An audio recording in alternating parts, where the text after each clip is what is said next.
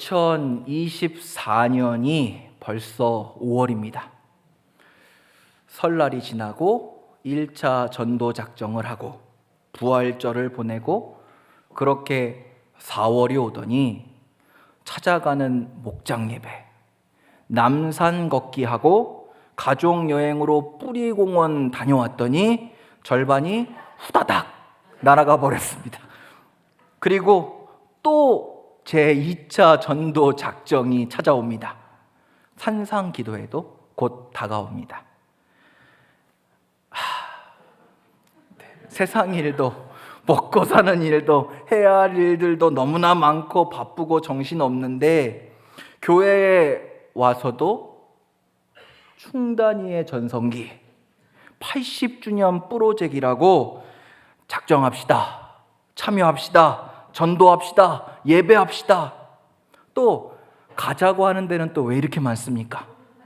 기도원에 갑시다. 우리 수양관 갑시다. 뿌리공원 갑시다. 남산 갑시다. 죄송한 표현이지만 달달 볶는 거죠. 죄송합니다. 그냥 뜨겁게 달군 충단이 후라이팬에 그냥 올려놓는 겁니다. 그러면 아 뜨거! 소리를 지르고는 자리에서 펄쩍펄쩍 뛰게 되는 거죠. 제가 너무 잘 표현했죠. 저도 뜨거워 죽겠습니다. 그런데 여기서부터가 중요합니다. 그러면 그 표정들이 어때야 할까요? 정신없이 이리 뛰고 저리 뛰는데 어떻게 반응해야 맞느냐는 겁니다. 지난 주일이 어린이 주일이었습니다. 교육 목장에서 팝콘 기계를 막 돌리더라고요. 팝콘 옥수수 알갱이를 통에 넣고 열을 가하는데 하나같이 엉덩이가 뜨거워가지고 가만히 있지를 못하고 방금 제가 말씀드렸던 것처럼 막 이리 뛰고 저리 뛰고 아 뜨거 저 뜨거 막 펑펑 소리를 내면서 이리 튀고 저리 튀고. 그런데 거기에 모인 모두가 행복해하더라는 겁니다. 즐거워하더라고요. 냄새도 즐겁고 소리도 즐겁고 팝콘을 나눠주는 손도 즐겁고 그 팝콘을 받는 손도 즐겁고 먹는 사람은 말할 것도 없죠. 다 행복해하더라고요. 목사님, 너무 편협적인 거 아닙니까? 옥수수 입장에서 생각해봐요. 옥수수 입장에서 얼마나 잔인합니까? 아니요. 옥수수 알갱이도 행복해하던데요. 그걸 어떻게 하냐고요? 팝콘이 너무 맛있었어요. 여러분, 행복해지니까 맛있어지는 겁니다. 제가 이거 요리하시는 분들한테 드리는 꿀팁입니다. 요리하는 사람이 행복하면 음식도 맛있어집니다. 참 설교 시간에 별걸 다 가르쳐 드려요. 그렇죠? 맛있어져라 맛있어져라 그렇게 흥얼거리면서 노래 부르면서 요리를 한번 해보시기 바랍니다. 중요한 건 가족이 다 들을 수 있게 노래해야 돼요. 그러면 다 하나같이 맛있다고 이야기합니다. 그 노래를 들으면서 맛없다고 얘기할 수 있는 사람은 진짜 대단한 사람입니다. 정말 맛있어지기 때문입니다. 이 정도는 가족들 센스입니다. 맛있게 먹을 사람들을 떠올리면서 그것을 먹고 맛있다고 행복해할 가족들의 모습을 떠올리면서 신이 나서 기뻐서 행복해서 노래가 저절로 흥얼거려지는 그런 요리. 그러면 식재료도 덩달아 같이 신이 나는 겁니다. 맛있어지는 거죠. 저번에 보니까 빼곡히 적힌 작정 카드를 무려 5장이나 갖고 계신 분이 계시더라고요. 사실 많아야 5명 적으시라고 드린 종이거든요. 근데 그걸 가득 채우고도 모자라서 2장, 3장 그렇게 기도하다가 그 중에 누가 오겠다는 얘기만 하면 신이 나가지고 행복해서 목사님 찾아가고 그냥 행복해서 목장에 내가 기도한 사람이 오기로 했어요. 목장에 알리고 기도 부탁하고 행복해합니다. 또 부활절 성에 찾아가는 목장 예배, 남산 걷기, 가족 여행 모두 돌아보고 생각해 보니까 하나같이 우리 모두의 얼굴에 웃음꽃이 피어 있더라는 겁니다. 심지어 여기 보세요. 지금도 웃고 계시잖아요. 여기 청소년들이 와 있습니다. 수요 예배, 금요 예배, 산상 기도에 아이들이 오고 있습니다. 신이 나서, 은혜를 사모해서, 손을 들고 찬양하며 눈물로 기도합니다. 우리 교회가 팝콘이 된 거예요. 그것도 유기농 카라멜 치즈가 올라간, 맛있겠죠. 왜 이렇게 절 보고 웃으세요? 김 같은 거 묻었어요? 잘생김?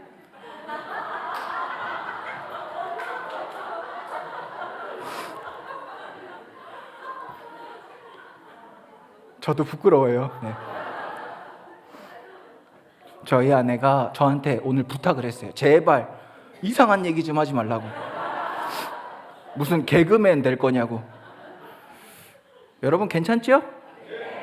한 번씩만 할게요. 네. 그렇게 웃으면서 뜨거워, 뜨거워. 남들이 보면 좀 이상해도 어떻습니까? 행복한 걸 어떡합니까? 좋은 걸 어떡합니까? 냄새부터 좋은 거예요. 맛이 있는 거예요. 옆에 계신 분과 함께 인사할까요? 당신을 보니 절로 웃음이 납니다. 한 번 더 인사하겠습니다. 당신을 보니 행복합니다. 하하하 호호호. 기적이 일어나고 있습니다, 여러분. 모든 것이 은혜입니다. 5월은 가정의 달입니다. 우리 교회에 일어나는 이 놀라운 은혜의 역사가 우리 가정들에도 일어날 수 있기를 소망합니다. 오늘 말씀은 하나님의 나라에 대해서 이야기하고 있습니다. 오늘 우리가 읽은 마가복음 4장은 그 시작을 밭에 뿌려진 씨앗 이야기로 하고 있지요. 그리고 오늘 말씀이 이어지고 있는데요. 30절입니다. 또 이르시되 우리가 하나님의 나라를 어떻게 비교하며 또 무슨 비유로 나타낼까? 어떻게 비교하며 무슨 비유로 나타낼까?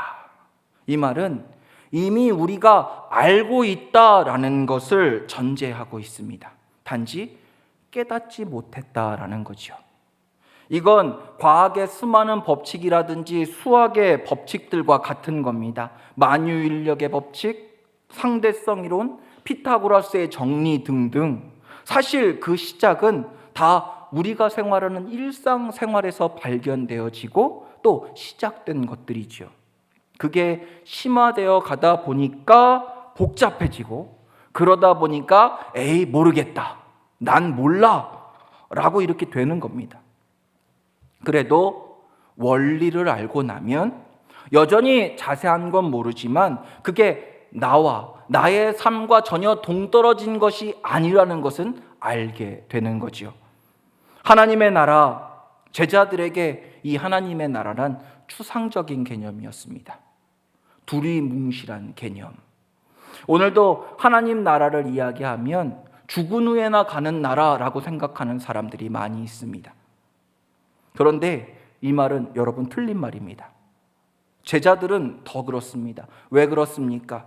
그들이 예수님과 함께 했기 때문입니다. 당장 그들 옆에 살아계신 주님이 계셨습니다. 그들의 눈으로 볼 수 있고 또 그들의 손으로 만질 수 있는, 그들과 함께 밥을 먹고 이야기 나누며 웃고 우는 예수님을 말입니다. 이게 무슨 말이냐면 하나님께서 그들과 함께 계셨다라는 겁니다. 그렇습니다. 그들은 지금 하나님의 나라에 있다라는 겁니다. 그런데 깨닫지 못합니다. 심지어 자신들의 입으로 그 예수님을 바라보며 당신은 하나님의 아들이십니다 라고 고백하면서도 말입니다. 그래도 우리 주님은 그런 제자들을 답답해하지 않으십니다. 나무라지 않으십니다. 또 이야기해 주시는 겁니다. 이해할 수 있도록, 깨달을 수 있도록 또 이야기해 주십니다. 또 기회를 주십니다. 여러분, 이게 하나님 나라입니다. 하나님이 우리에게 말씀해 주시는 방법입니다. 우리가 모르는 것으로 가르쳐 주지 않으십니다. 우리 수준 너머를 강요하지 않으십니다. 어디 볼까요? 자, 하나님 나라는 사람이 씨를 땅에 뿌림과 같다. 땅이 스스로 열매를 맺되 처음에는 싹이요 이삭이요 충실한 곡식이라. 너무나도 당연한 말이죠. 세상에 이걸 모르는 사람이 어디 있습니까? 이건 유치원 어린이들도 다 아는 이야기입니다. 그런데 이건 다 알겠는데 그렇다면 이것이 하나님의 나라와 무슨 상관이 있습니까? 그냥 이건 내가 사는 세상 이야기인데 그러니까 더 모르겠는데요? 라고 하시는 분이 계실지 모르겠습니다. 지금 이 말씀을 듣는 제자들을 생각해 보십시오. 그들은 지금 예수님과 함께하고 있습니다. 어제도 함께했고 지금도 함께했고 내일도 함께 할 것입니다. 그들의 인생에 언제나 함께 말입니다. 이건 오늘 믿음으로 하나님의 자녀가 된 우리도 마찬가지입니다. 봄, 여름, 가을, 겨울 수많은 자연의 변화는 우리의 인생에 수없이 찾아오지만 그 안에 생명이 심어지고 그 생명을 움트게 하고 그 생명을 지키시는 하나님의 역사는 그치지 않습니다. 영원히 함께 하신다라는 겁니다. 누구랑요? 나랑요. 우리랑 말입니다. 씨를 뿌린 자가 영원하시기 때문에 그 씨를 지켜보시며 그 씨가 자랄 수 있는 환경을 조성하시는 분이 어제나 오늘이나 그리고 내일도 영원토록 함께 하신다. 그러나 그러한 인생에도 추수의 때가 찾아옵니다. 오늘 말씀에서 주님은 두 번이나 이 추수의 때를 강조하시지요. 낫을 대나니 추수 때가 이르렀습니다. 그때가 되면 열매는 영원한 하나님의 그 곳간에 들어가게 되고 쭉정이는 영원히 버려지게 될 것입니다. 그날이 이르르면 하나님의 나라를 계속해서 경험하며 살아갈 수 있는 사람과 하나님의 나라가 끝나버리는 사람이 나뉘어진다라는 겁니다. 그러나 적어도 그날까지는 하나님께서 함께 계신다. 하나님이 바라보신다. 하나님의 나라의 삶을 경험케 하신다라는 겁니다. 믿는 자나 믿지 않는 자나 모두에게 기회를 주신다라는 가르침이라는 겁니다. 언젠가 이런 질문을 받아본 적이 있습니다. 목사님, 하나님이 예수님이 희망이고 소망이고 믿음이고 사랑이라고 말씀하셨는데 왜 하나님을 모르고 심지어 믿는 사람들을 비방하는 그런 사람들도 하나님 없다고 말하는 사람들에게까지 이 세상에까지 희망이 있고 소망이 있고 믿음을 말하고 사랑을 하며 그렇게 살아갈 수 있습니까? 이건 같은 질문이지요. 오늘 말씀에 그 답이 있습니다. 27절 그가 밤낮 자고 깨고 하는 중에 씨가 나서 자라되 어떻게 그리 되는지를 알지 못하느니라.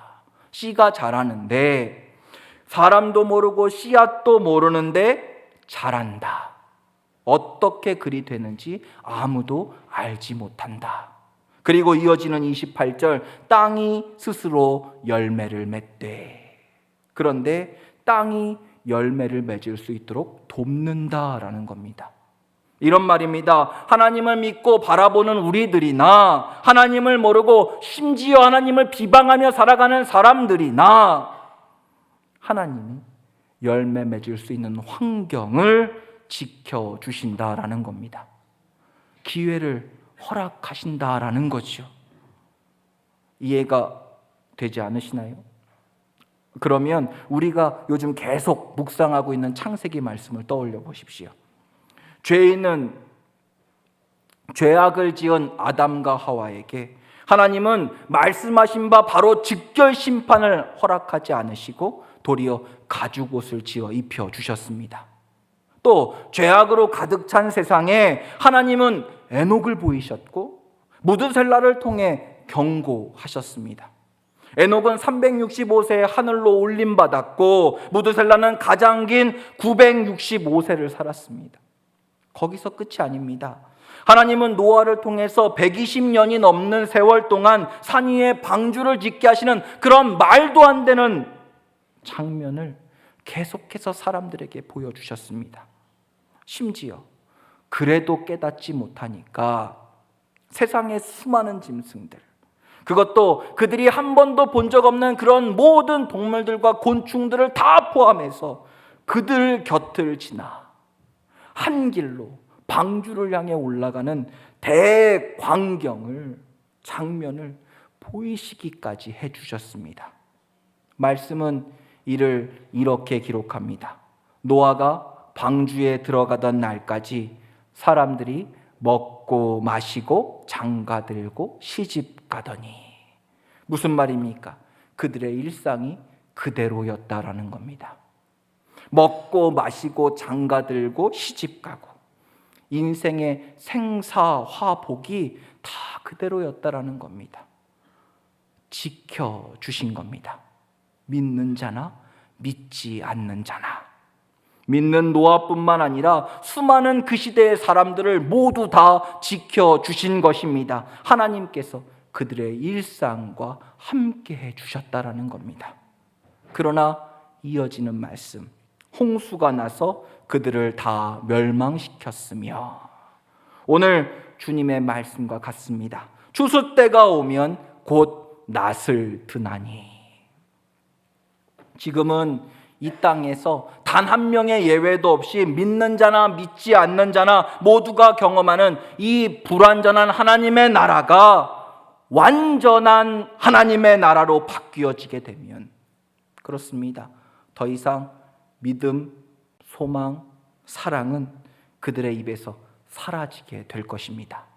반대로 믿음의 세월을 살아가며 하나님을 믿고 예수 그리스도를 믿고 믿음의 삶을 살아간 사람들은, 특별히 이 수요일 저녁 지치고 피곤한 몸을 이끌고 하나님을 예배하러 나오신 우리들은, 여러분, 그 은혜를 빼앗기지 않게 될 줄 믿습니다. 왜 이런 노래도 있잖아요. 있을 때 잘해 후회하지 말고. 여러분, 기회가 있을 때 붙잡으시기 바랍니다. 지금 우리가 살아가는 이 하나님 나라를, 이 하나님의 시간을, 하나님의 골든 타임을 붙잡으시기 바랍니다. 놓치지 마십시오. 사모하십시오. 여러분, 이 하나님의 사랑이 얼마나 큰 줄 아십니까? 오늘 말씀에 또 놀라운 말씀이 나옵니다. 하나님이 말씀하신 씨앗, 하나님의 보호 아래서, 돌보심 아래서 자라날 씨앗들은 하나같이 엄청난 가능성을 가지고 있다고 주님은 우리에게 약속하십니다. 30절부터 나오는 말씀인데요, 그 중에 31절, 32절 말씀을 함께 읽어보겠습니다. 31절, 32절입니다. 겨자씨 한 알과 같으니 땅에 심길 때는 땅 위의 모든 씨보다 작은 것이로되 심긴 후에는 자라서 모든 풀보다 커지며 큰 가지를 내나니 공중의 새들이 그 그늘에 깃들일 만큼 되느니라. 아멘. 왜 믿지 않는 사람들도 여전히 소망을 말하고 믿음을 말하고 사랑을 하며 살아갈 수 있냐고요? 이런 하나님의 사랑을 받고 있기 때문입니다. 그들이 믿든 믿지 않든 하나님께서 동일하게 허락해 주시는 하나님의 은혜입니다. 이건 구분이 없습니다. 그들이 인정하지 않아도 깨닫지 못해도 그날이 이르기까지 주시는 하나님의 사랑입니다. 하나님이 지으셨기 때문입니다. 그들도 내 자녀니라 라고 말씀하시는 하나님이시기 때문입니다. 그래서 우리도 구원받았지 않습니까? 사랑입니다. 은혜입니다. 우리도 알지 못했던 그날, 그 시간, 그때 받았던 은혜, 그러나 이 은혜는 영원하지 않다는 겁니다. 풀은 마르고 꽃은 반드시 시드는 날이 오는 것처럼 그날이 이르르면, 추수 때가 닥치게 되면 다 구별된다는 겁니다. 그러나 믿음을 선물로 받아 구원받은 우리들은 그날에도 그 결실들을 빼앗기지 않을 줄 믿습니다. 도리어 그것으로 인해 칭찬받는 나라, 인정받고 상을 받게 되는 나라, 그걸 함께 기뻐하는 나라. 여러분, 그곳이 바로 우리가 만나게 될 영원한 하나님의 나라입니다. 이런 하나님 나라의 기쁨, 여러분 지금 우리들도 느낄 수 있습니다. 어디서요? 바로 작은 천국, 하나님이 축복하시는 우리들의 가정에서 말입니다. 떠올려 보십시오. 하나님께서 아담과 하와를 창조하시고 아담과 하와를 만나서 이 가정을 축복하시면서 무엇라 축복하셨습니까? 창세기 1장 28절, 하나님이 그들에게 복을 주시며 하나님이 그들에게 이르시되 생육하고 번성하여 땅에 충만하라, 땅을 정복하라, 바다의 물고기와 하늘의 새와 땅에 움직이는 모든 생물을 다스리라 하시니라. 충만하라, 정복하라, 다스리라. 여러분, 여러분의 가정에, 여러분들의 목장에 하나님의 은혜와 하나님의 사람들로 충만하시기를 소망합니다. 여러분이 하시는 일들마다, 여러분들이 가는 곳곳마다 머리가 되는 축복이 있으시기를 바랍니다. 충만하라, 정복하라, 다스리라. 여전히 이 말들이 대단하게만 느껴지십니까? 그래서 그건 내 이야기가 아닌 것 같아, 여전히 그렇게 생각하시는 분이 계시냐 이 말입니다. 여러분, 근데 하나님이 그렇게 창조하셨습니다. 창조하신 분이 그렇다고 말씀하시는데 아니에요, 아닙니다, 난 그렇지 않아요 라고 얘기하면 직무유기입니다. 유죄입니다. 그렇습니다. 그래서 우리는 하나님의 걸작품입니다. 그래서 우리가 하나님의 자부심인 겁니다. 그런 사람들이 모인 가정, 하나님의 나라, 천국의 삶을 살아가는 작은 가정, 작은 천국, 가정의 모습에 대해서 성경은 이렇게 기록합니다. 창세기 2장 25절, 아담과 그의 아내 두 사람이 벌거벗었으나 부끄러워하지 아니하니라. 여러분, 우리들의 가정이, 나의 가정이 하나님의 나라, 영원히 빼앗기지 않을 그 하나님의 평안과 사랑, 화목이 가득한 가정이 되기를 원하십니까? 그러면 남편으로 부끄럽지 않게 해주십시오. 아내로 부끄럽지 않게 해주십시오. 자녀로, 부모로 부끄럽지 않게 해주십시오. 허물이 없는 사람은 없습니다. 그러나 그 허물보다 더 많은 장점들이 있습니다. 하나님께서 그렇게 창조하셨습니다. 하나하나, 한 명 한 명 하나님의 걸작품입니다. 하나님의 자부심입니다. 하나님의 아들이고 하나님의 딸입니다. 허물은 덮어주시기 바랍니다. 잘한 건 칭찬해 주시기 바랍니다. 격려해 주세요. 안아주세요. 사랑한다고 말해 주십시오. 그리고 들어주십시오. 하고 싶은 말이 10마디면 아멘 한마디만 하시고 제발 들어주세요. 남편은 아내 말 좀 제발 좀 들어주시고, 아내들은 남편 기 좀 살려주세요. 맨날 안 된다, 못한다, 제 얘기가 아닙니다. 부모님들도 자녀들도 자기가 하고 싶은 말만 하지 말고, 내가 듣고 싶은 말만 들으려고 하지 말고 한 발 물러서서 들어주시기 바랍니다. 그러면 여러분 같이 밥 먹고 싶어집니다. 같이 식탁에 앉고 싶어집니다. 마음 문이 열리게 되는 겁니다. 하나님의 나라, 우리가 경험할 수 있는 가장 가까운 그 하나님의 나라인 가정 안에서도 세워주지 못하고, 가정 안에서도 인정해주지 않으면, 들어주지 않으면 도대체 누가 세워줍니까? 누가 들어줍니까? 누가 인정해줍니까? 그런데 하나님은 보이겠습니까? 하나님의 말씀은 들리겠습니까? 우리 가정은 그렇지 않다고요? 문제가 없다고요? 혹시 대화는 해보셨습니까? 서로의 깊은 이야기가, 하나님이 주신, 나에게 주신 그 꿈들의 이야기가 식사의 자리에서 하하 호호 웃음꽃으로 피어나느냐라는 겁니다. 앞에 제가 말씀드렸지요. 예수님은 어떠한 상황에도 제자들을 나무래지 않으셨습니다. 답답해하지 않으셨습니다. 그냥 알려주셨습니다. 품어주셨습니다. 덮어주셨습니다. 나는 너희와 늘 함께 할 거야. 계절이 변하고 세월이 바뀌고 추수 때가 이르러도 나는 너희와 함께 할 거야. 내가 끝까지 사랑할 거야. 우리 가정은 어떻습니까?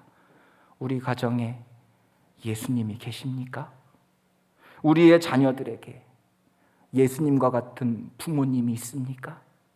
우리의 부모들에게 예수님과 같은 자녀가 있습니까? 오늘도 내 말만 하고 내 욕심만 이야기하고 내가 보고 싶은 것만 바라보고 있지는 않느냐라는 겁니다. 사랑하는 성도 여러분, 비록 그렇다 할지라도, 방금 전까지 그렇다 해도, 심지어 내일도 바뀌지 않는다 할지라도 예수님은 늘 우리와 함께 하십니다. 하나님은 늘 우리와 함께 하십니다. 또 기회를 주십니다. 우리의 가정이 하나님의 나라가 될 수 있는 기회를, 하나님의 꿈으로 가득 찰 수 있는 기회를, 모든 가족이 행복의 손을 맞잡고 하하호호 함께 웃으며 서로의 어깨를 붙잡고 밀어주고 응원해주는 그런 나라가 될 기회를 말입니다. 그렇습니다. 우리들의 가정에도 안아줘 프레오, 다시 타오르게 하실 하나님의 역사가 반드시 임하게 될 것입니다. 그러려면 기다리지 마세요. 누가 먼저 하나 눈치 보지 마십시오. 내가 먼저 변하면 됩니다. 내가 먼저 무릎 꿇으면 됩니다. 사랑이 그런 거잖아요. 내 아버지가, 내 어머니가 나를 사랑해 준 사랑이 여러분 그거잖아요. 우리가 내 자녀를 사랑하는 사랑이 그런 사랑이잖아요. 내가 내 부모님을 사랑하는 그 사랑의 마음이 사실은 그런 거잖아요. 조금은 서툴러도, 생각처럼 되지 않아도, 투박해도 표현하시기 바랍니다. 아버지, 어머니 사랑해요. 아빠, 엄마 사랑해요. 여보 사랑해요. 아들아, 딸아 사랑해. 가정의 변화는 거기서부터 시작되는 겁니다. 마음에만 담아두지 말고 표현하시기 바랍니다. 오늘 얼마나 좋습니까? 어버이날입니다. 오늘이 가기 전에 아직 고백하지 못하신 분이 계시다면 꼭 고백하시기 바랍니다. 사랑한다고, 고맙다고, 감사하다고. 거기서부터 하나님의 나라가 임하게 될 것입니다. 하나님의 나라, 하나님께서 끝까지 지키시고 돌보시는 그 하나님의 나라, 하나님의 자부심, 하나님의 자존심, 무궁한 가능성과 재능을 지닌 하나님의 자녀들이 모두가 늘 행복해하는 나라, 그 행복의 나라가 우리들의 가정이 될 수 있길 소망합니다. 내 가정이 되기를 축복합니다. 늘 행복한 우리 장충단 교회가 될 수 있기를 소망합니다. 그런 가정, 그런 교회, 그런 인생엔 여러분 반드시 상이 있습니다. 하나님을 기쁘시게 하는 상. 우리가 은혜를 받았는데, 우리가 사랑을 받았는데 도리어 하나님께서 고맙다고, 잘했다고, 그래서 내가 행복했다고 말씀하시며 주시는 상이 있다는 겁니다. 하나님의 그 시상대에서 그 영광의 상을 받고 모든 가족이 함께 웃고 기뻐할 수 있는 우리 모두가 되길 주님의 이름으로 축복합니다. 오늘 이 자리에 그런 하나님의 나라가 올 수 있기를 소망합니다. 할렐루야. 이 시간 우리 모두를 축복하며 우리 모든 가정들을 축복하며 함께 찬양하기 원합니다.